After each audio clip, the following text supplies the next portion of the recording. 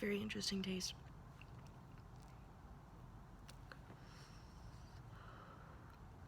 Good morning. Today is October 13th. It's around 7:30 in the morning. And I wanted to talk to everybody, to whoever would listen. And I kind of thought about making a video diary, I guess, to really help as I kind of work through some stuff. I'm sorry this thing doesn't want to burn either. It's packed way too tight. Thank you to Euphoria on 11th. This is not sponsored. They have pre-rolls that's like 4 for $20.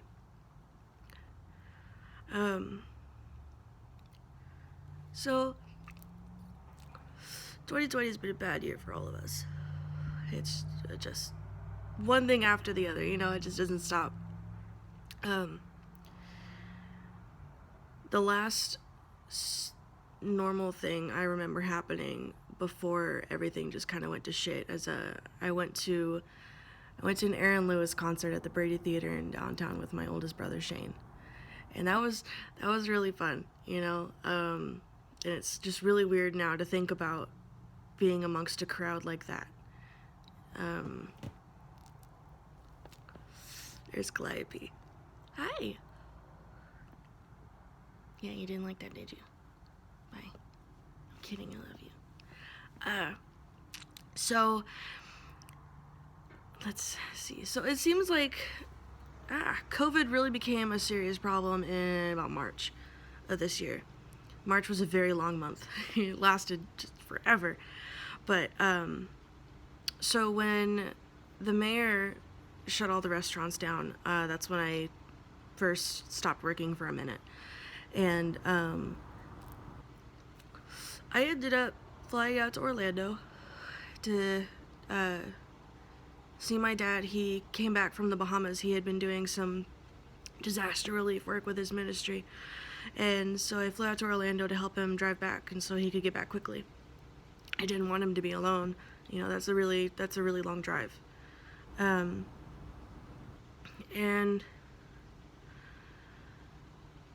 I don't remember exactly when, but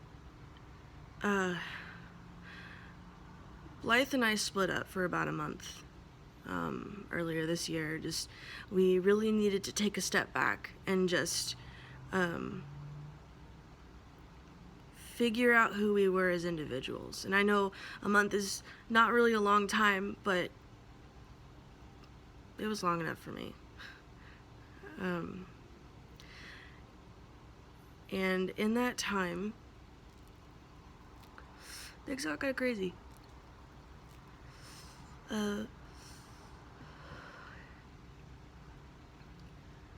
In that time, I matched with this woman on a dating app. And I was talking to her for a couple weeks, and she had a husband, and, I started talking to him too.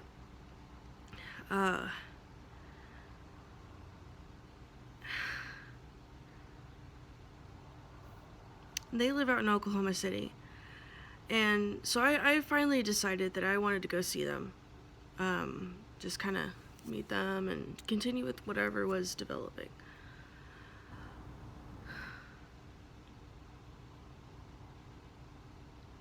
I'm sorry.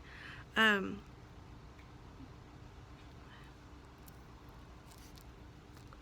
we go. So the first night I went out there, Blythe went with me so that I would have a ride, and just so I had somebody as I was meeting these strangers. We ended up staying there, and we went back very early in the morning. Later on that day, it was a Monday evening, the husband drove out from Oklahoma City and picked me up.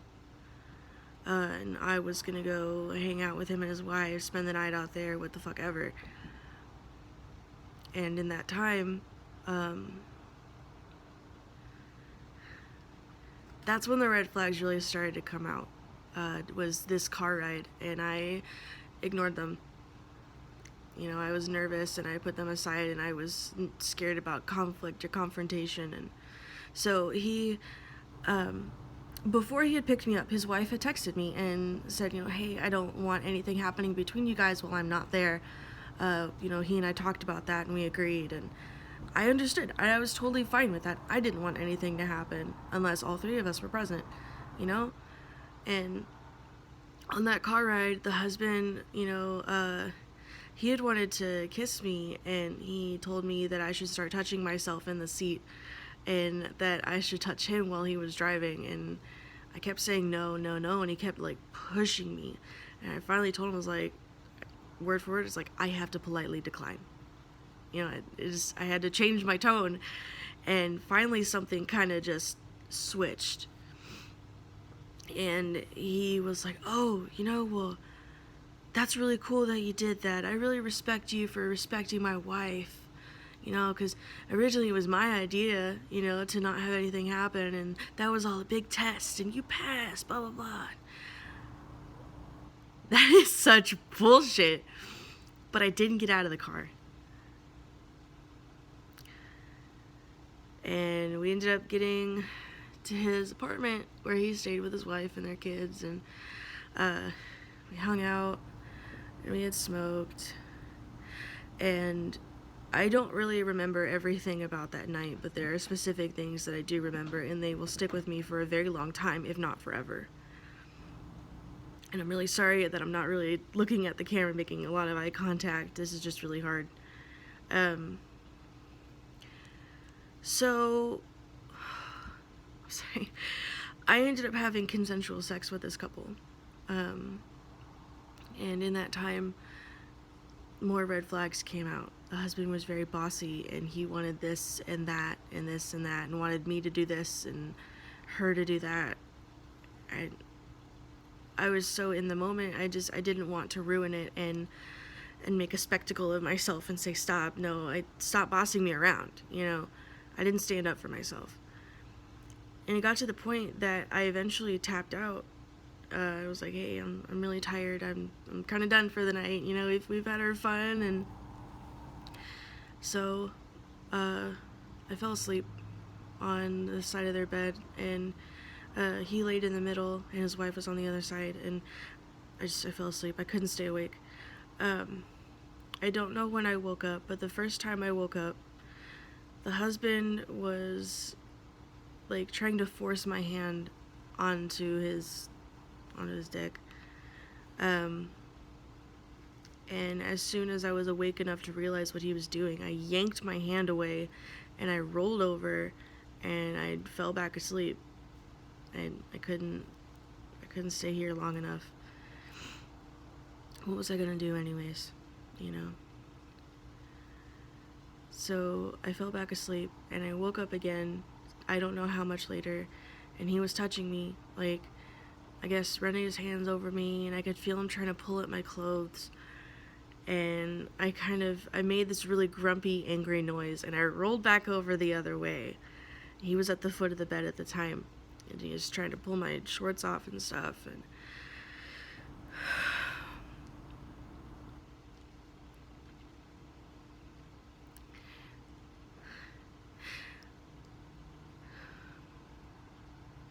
the third time I woke up, he was raping me. I felt him, and the way he was holding on to me, and the way he was coming into contact, it took me a minute to really to get to where I could speak, and I said no. And I am so fucking thankful. I am beyond thankful, whatever, that he stopped. You know, it took about 10 fucking seconds for him to stop after I said no. And he got off, and I very quietly heard him say to his wife, she said no. And I fell back asleep.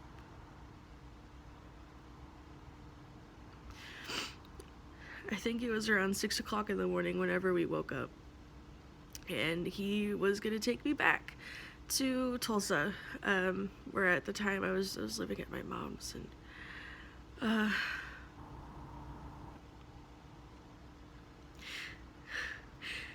the whole car ride there, I couldn't stay awake, like, at all. And I mean, I would come to for just a moment, and every time I came to, his hands were on me. He was touching my thighs and trying to touch even more, and I said no every fucking time, and I kept turning away in the seat, and he wouldn't stop. I swear to God, if I had been able to stay awake long enough, I would have asked to go to a gas station so I could use the bathroom, and I would have asked them for help. But I couldn't. And by the time he dropped me off, I got into my house, and I really don't remember a lot. In between being dropped off and later that day, I don't remember. But I ended up, the only thing I remember after that, I don't know how much later it was, I was with Blythe, and we were sitting in his car, and we were sitting in an IHOP parking lot, the one on 31st and Memorial. And I was talking about everything, and it really clicked that I had been assaulted. You know, I had to ask Blythe. I was like, is that assault? Did that happen? And I ended up texting the husband and the wife, and I said that I wouldn't be seeing them again. And I told the wife, I was like, look, your husband wouldn't keep his hands off of me and wouldn't stop doing all of these things, and this really bothered me, and I don't want to see you guys again. And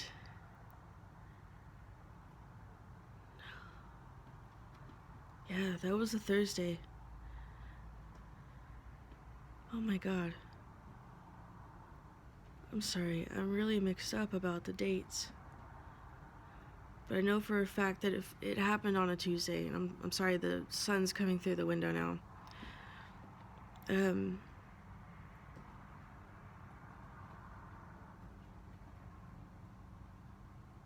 No, I wasn't at IHOP until Thursday, yeah. And, okay. What I remember, is I wanted to go get breakfast with Blythe on a Thursday, and it was that time that I realized the extent of what had happened in that bedroom. And it was like just a fucking flash, and I just remembered laying in that bed and feeling him and seeing him over me, and that's when I really realized, like, 3 fucking days later, that I had been raped.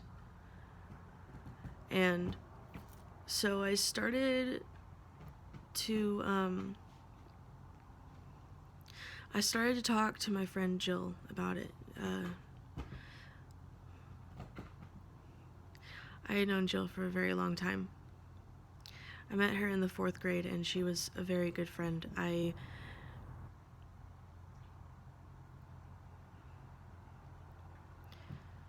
As I was sitting there texting her in a booth at IHOP, waiting for breakfast or for a menu, I don't know, she got really aggressive with me. And I told her, you know, I was like, I think I was raped. And she basically kind of pulled the whole, oh, you're a really light sleeper, are you sure? And are you sure you didn't wake up? And it got to the point where she was like, well, why the fuck are you telling me, and not why are you not going to the cops? Why the fuck are you talking to me about it? and I don't remember everything else that was said, but she got to the point where she said, well, what do you want me to do? You want me to drive down there and confront them for you?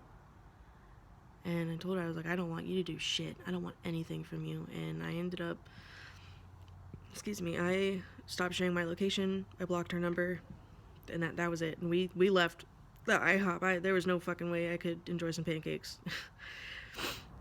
And that really hurt. Jill was one of my closest friends, and just cutting her off like that was one of the most painful things I've had to go through. That just...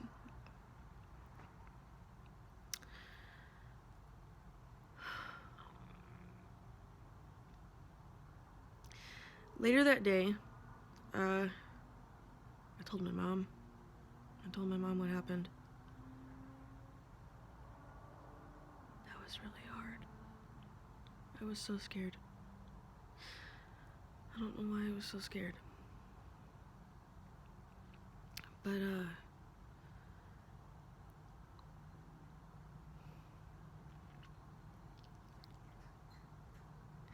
even after that, I called the cops. I called the Oklahoma City Police Department, and I eventually had a police officer call me from an unknown number, and he was gonna listen to my story so he could file the police report. And in that time, he chastised me. He was like, oh, well, do you really think that was a smart decision going out there? Do you really do you know what part of town you were in? And he was telling me, like, oh, well, you had consensual sex, so you weren't really raped at that point, that didn't happen. And he also told me, he's like, well, your case isn't gonna go anywhere, but I'll file this report for you, and he had said that several times, that my case wasn't gonna go anywhere, but he would still do his job. And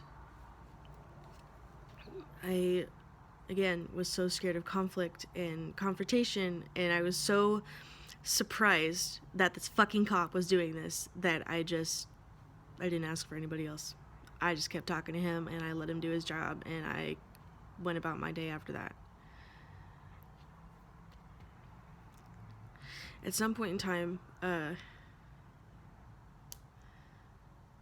there was a detective that contacted me, and I drove down to Oklahoma City, and I met him, and I told him everything. And to this day, October 13th of 2020, he has not found the guy. I gave him the address that I went to, and I gave him the phone numbers that they gave me, and I gave him pictures that they gave me, and somehow he managed to get a letter to the wife, but he can't fucking find the guy. I don't know. What are you doing, cat? Better not knock my phone over. So, anyways, that's one thing that happened this year. I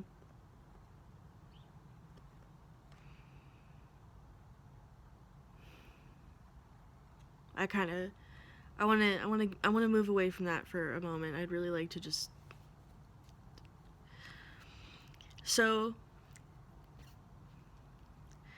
this year, both of my grandpas have died. Grandpa George passed away earlier this year. Sorry, my cat attacked my camera.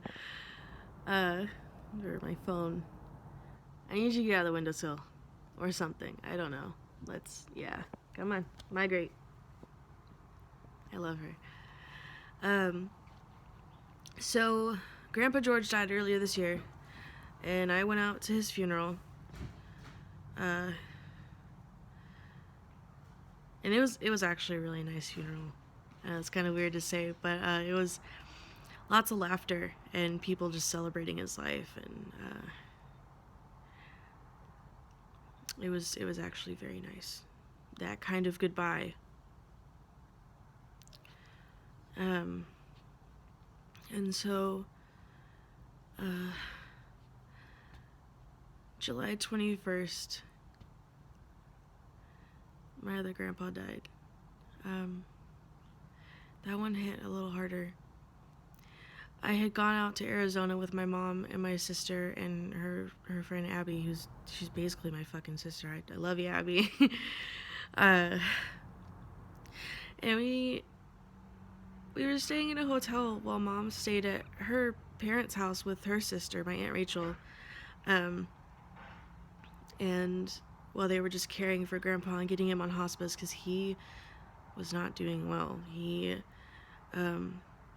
was dealing with a lot of illnesses. And in the time that we were in that hotel, I never once got to go over there and see him before he passed.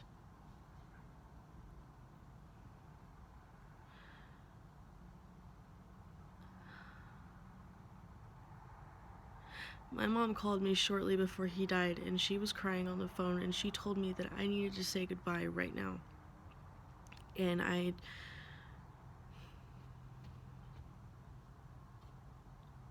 just started talking, you know. I was immediately panicked, and I just heard him breathing on the other side of the phone. That's it. I just heavy breathing, like that's all he could do. And my mom cut me off because she had to call my other siblings so they could say goodbye. Not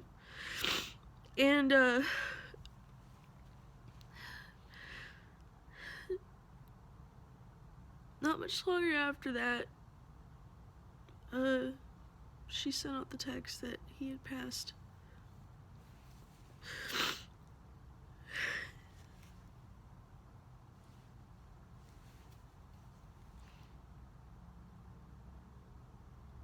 And it just felt really fucked up, you know?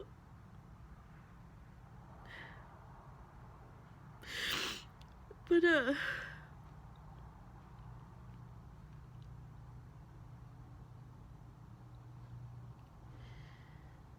I'm sorry. So, he passed. It took some time, but I was broke, and I honestly, I didn't realize the sun was such a big problem. I'm sorry.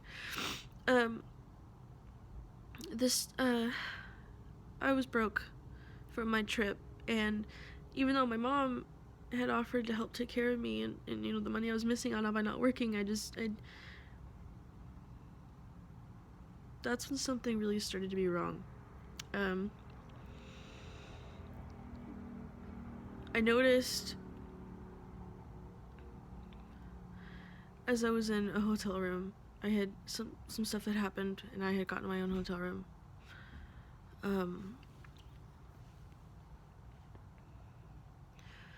I was sitting in there one night, and I was very seriously thinking about how I could kill myself. You know, it was bad. And then it got to the point that, I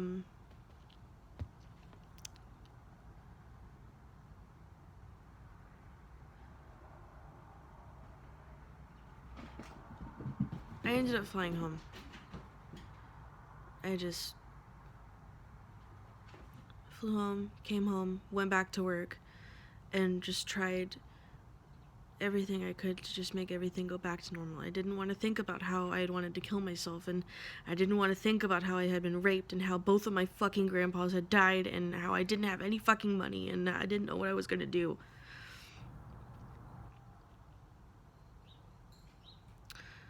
I know I've said a lot. I don't remember. You know, my memory is so fucking bad. I don't fucking remember anything anymore. I can't even find my wallet half the time. It was either late August or early September that I quit my job. I quit my job on a Tuesday.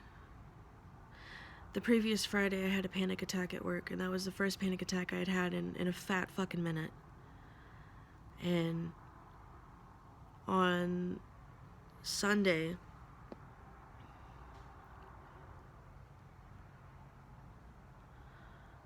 I don't know if that's really what it was, but I really think that I started to dissociate on Sunday. I got really overwhelmed, and it was a very bad day at work for everybody involved in the kitchen. And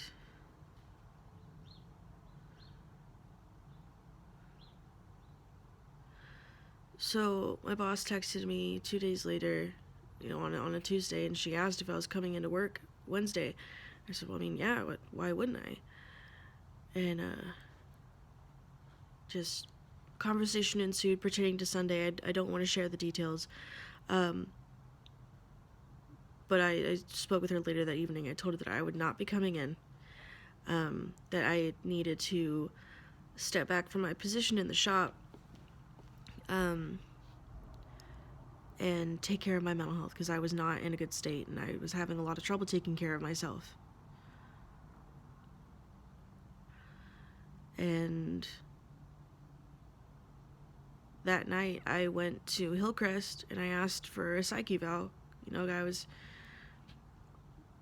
My therapist had wanted me to ask about it, and I just really wasn't doing okay, and I didn't know what else to do. So I went up there, and I was there for probably 2 hours. I don't know. And I spoke with a nurse practitioner who asked me questions and then gave me pieces of paper with information and resources, and then I was sent on my way.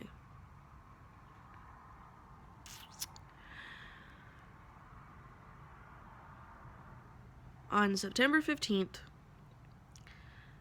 I went to Hillcrest again, but this time I was transported there.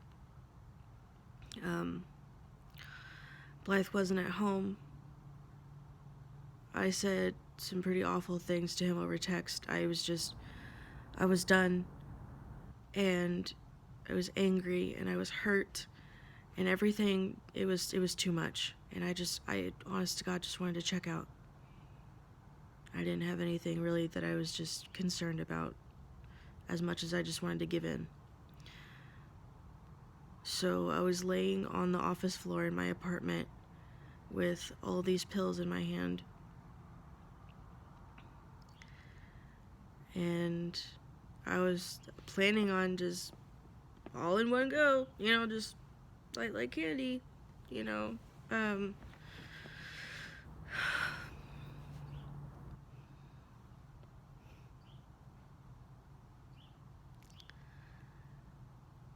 and I heard the knocking on my front door. And it was persistent. It was loud knocking. They were trying to get my attention, and at that point I kind of realized what was happening, but also it didn't really feel real, and I opened my front door.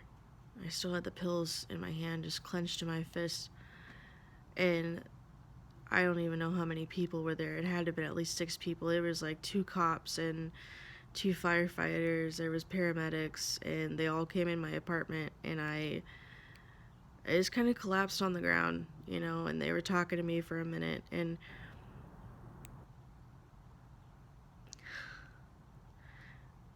as I was talking to them, I just kind of dropped the pills, and they were just all over the floor, and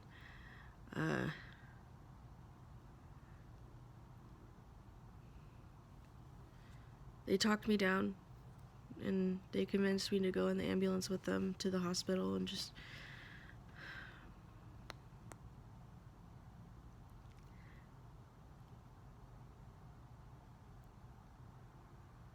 I cared so little about myself at that time that I told them there were people who needed help more than I did, as I answered my front door with 31 clonidine pills in my hand to fucking kill myself.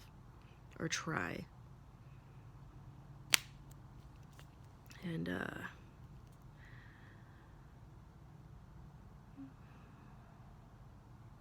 yeah. So, I went to Hillcrest. I was there for 2 hours. I was sat on a hospital bed in the hallway by one of the nurses' stations in the ER. I was there a little while, and a social worker came and talked to me for not even 5 minutes. And he disappeared. Said if I was still there in the morning, he'd see me. 20, 30 minutes after that, something like that, they discharged me. Yeah. And now I owe Hillcrest $1,200. So, that's exciting.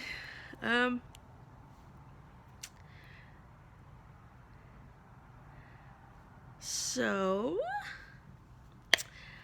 ever since then, it has only gotten worse. I've been having more panic attacks. I've been finding triggers. I finally opened up to my therapist about May and, the rape and when it happened, and I hate that doorway. I hate that. I hate open doors. But,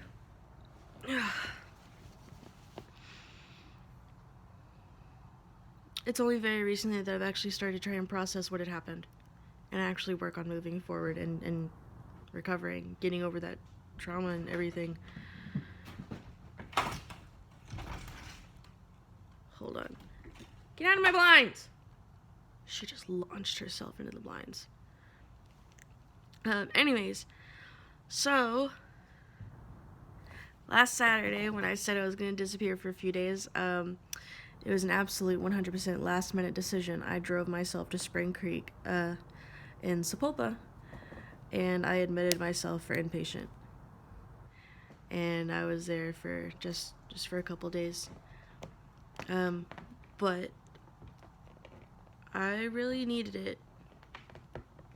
She's under my couch. I really needed to just get away from everything, even for just a minute, I just needed it all to stop. And I had a very quiet couple days. I spoke with doctors. I got medications adjusted. I got new prescriptions. And so I don't have an official diagnosis yet. It's going to take a little bit of time, and I need to keep talking to my psychiatrist. But I'm kind of... There's the possibility that I may have schizoaffective disorder. So that's one thing I'm going to work on figuring out, I won't go into detail, but so that is just about, that's the majority of everything that I can remember that has happened this year. That's really been pretty fucked up. I'm still not working. I don't feel at this time that I am okay to return to work. Now that these panic attacks are coming around and these new triggers are coming around, I feel like I need to establish myself and figure that out before I can really continue on in a work environment. So I'm doing DoorDash, and Blythe's working. We're just trying to make things work right now. But honest to God, Blythe and I are better than ever. I love Blythe so much. He has been so good to me, and December 8th will make 2 years that we would have been together, that we'll be together,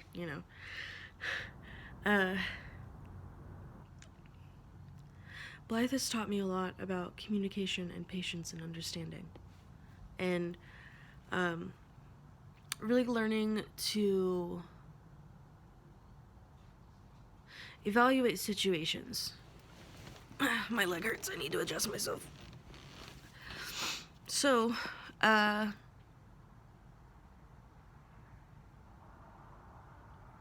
if you've made it this far, thank you. I really wanted to, make these videos not only for myself to have something to talk to and just kind of document everything, but also to hopefully help anybody who needs to hear a voice, needs to hear somebody's story, and needs to hear somebody's experience and understand that they are not alone. I have felt very alone for a long time, and I understand that other people have a lot of problems, and everybody's fighting their own battle. but I know that I'm not alone, and that is a very good feeling. You know, as the void is calling my name, I have people holding me here. I don't want to die. There are a lot of things that I've stayed alive for, and the most important thing is me. I have stayed alive so far so that I can see where I go. See if I can actually meet my goals and just figure that out. I'm very grateful to have my family in my life, and I know that they would not let me fall. I know that my family is there for me.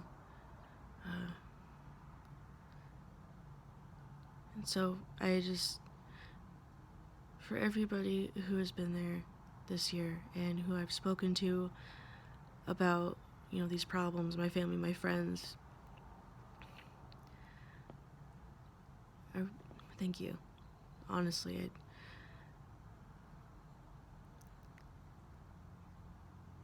being able to talk to somebody, even if they don't have any advice, just being able to talk and know that you're heard is a very good feeling.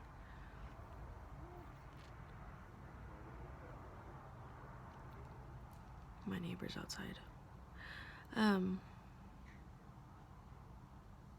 I may not be very good at expressing it, but I want all of you to know that I really appreciate everything that everybody has done for me so far and going forward.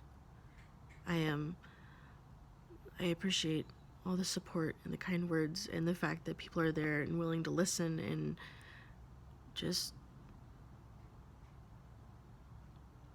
thank you. I plan on continuing to make videos. I don't really know what I'm gonna say in them. I guess just whatever's on my mind, whatever's going on. But this is for me, and this is for anybody out here who needs it.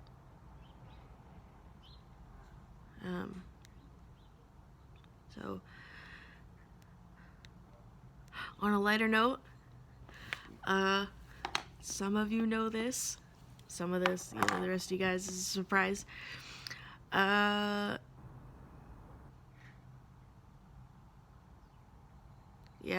okay.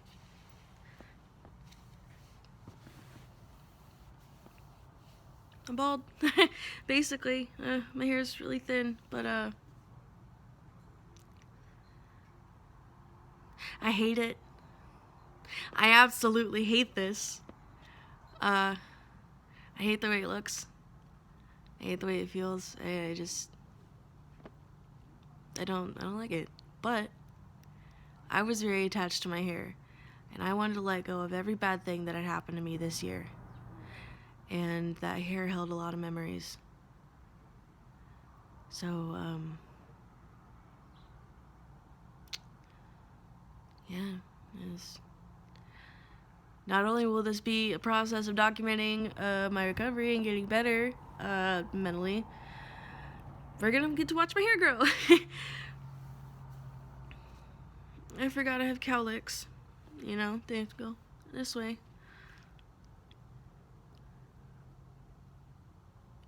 So yeah, I look like a monkey too, just like a. That one's for my dad. I used to do that when I was little. So I'm gonna go take my meds. I'm gonna go find some water, and I'm gonna finish this joint for breakfast. So thank you for listening, and if you feel like sharing, thank you. That's okay if you don't want to. It's okay. I promise. I'll probably be putting these on YouTube, more than likely. If you ever need somebody to listen to you, if you've ever got something going on and you feel like it's too much, or you don't have anybody to talk to, it's okay to reach out to me. I will listen. I may not be able to give you any advice or the best advice, but you will be heard. and you are not alone. So, goodbye.